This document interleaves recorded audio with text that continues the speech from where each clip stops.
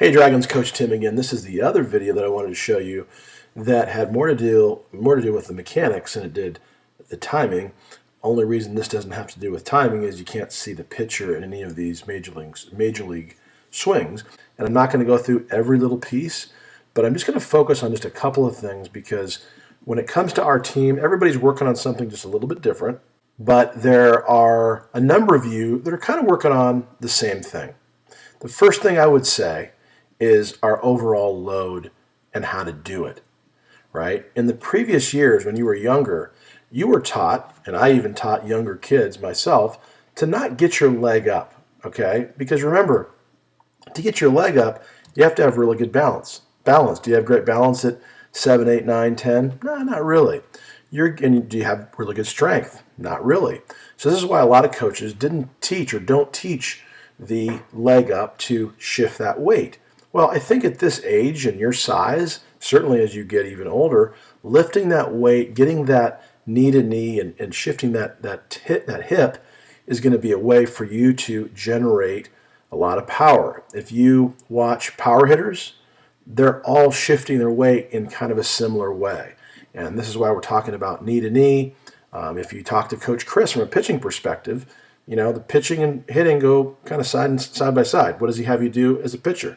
Knee to knee, very similar to hitting. So here's seeing Adrian Gonzalez, and I'm going to just go fast, but it's actually slow motion.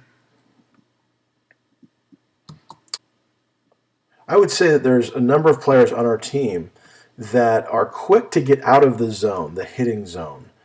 Adrian Gonzalez, as you see, look at the extension and the follow-through in that swing. Bryce Harper. I'll point another thing out that we're working on with some of you guys is getting this elbow back. It doesn't have to be this high. Not everybody shows it that high. But the advantage of having an elbow that's up like this when you're in the load position is you're going to generate more power. If this elbow is down in here, you're just not going to generate the power as it is through here. Okay, look at that. Now, Bryce Harper doesn't go knee to knee as much, but he shifts his weight. He's very balanced. He gets his leg up.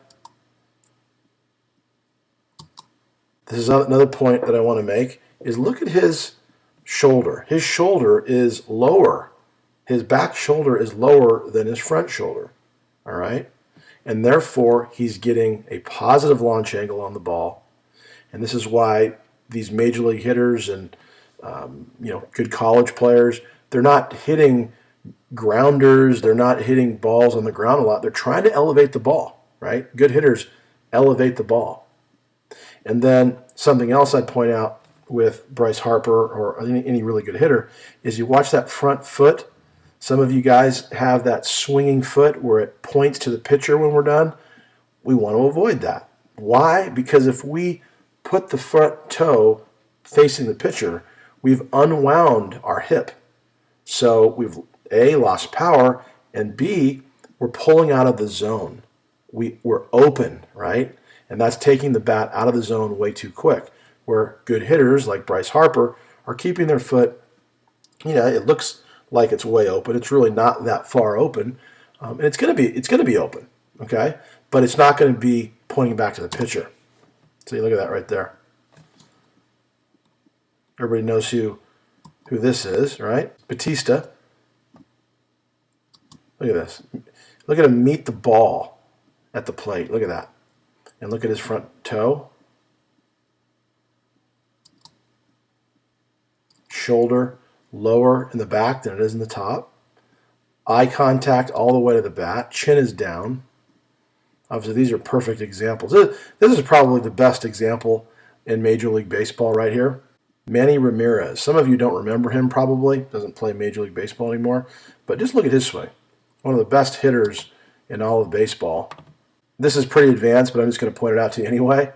When his foot does get down, where are his hands? Right? Every great player keeps their hands back when we go toe, heel. See, when we touch it, we're not touching the heel first. We're going toe, heel.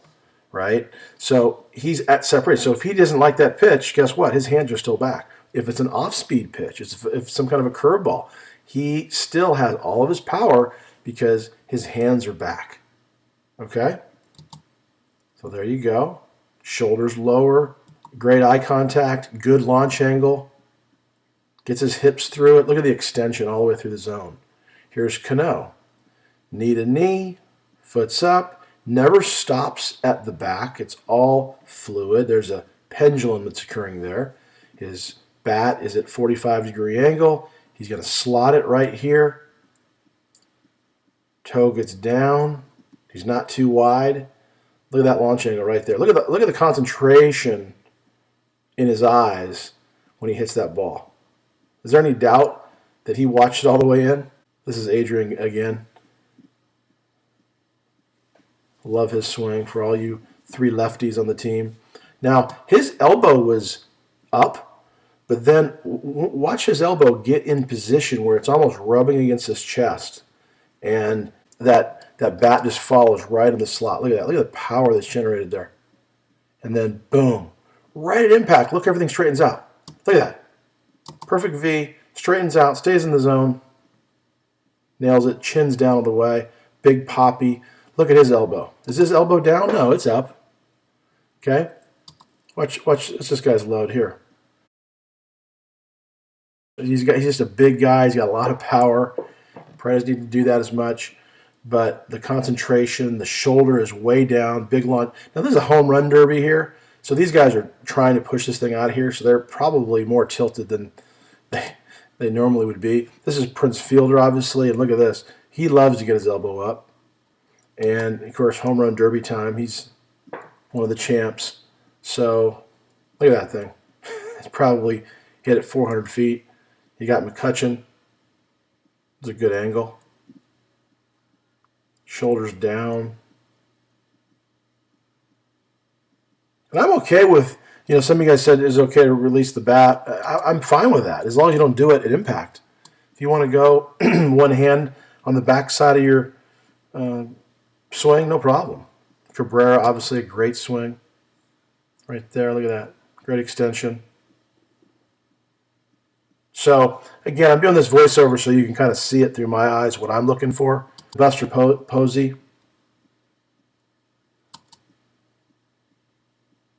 Look at that, keeping his elbow in. I'll stop it here because in this video they kind of go into some detail on that.